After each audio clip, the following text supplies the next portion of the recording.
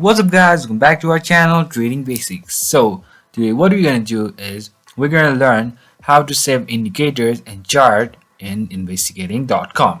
So firstly, just go to your investigating.com app or website, then log in with your account.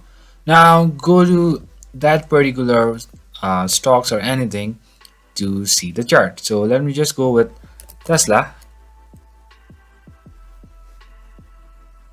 And now go to the chart of it.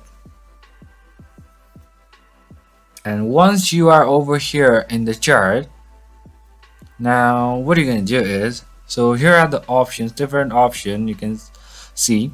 So as you want to have the indicators and save it, just go to over here, over here, and then just press on it and choose the indicators that you want to have. So let me just go with some indicators, one this, and then the correlation coefficient as well.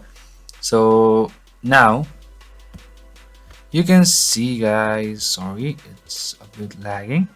Now you can see the different charts is indicators are coming, my coefficient, correlation and all. So now you have to save it. So how you do it? So it's easy guys.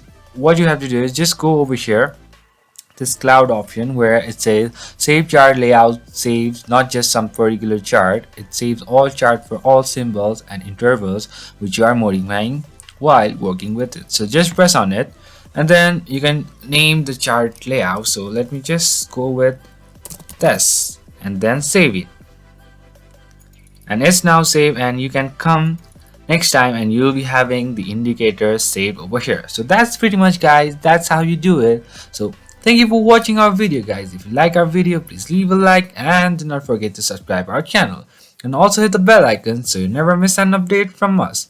I'll see you guys again in our next video. Till then, stay safe guys. Thank you for watching.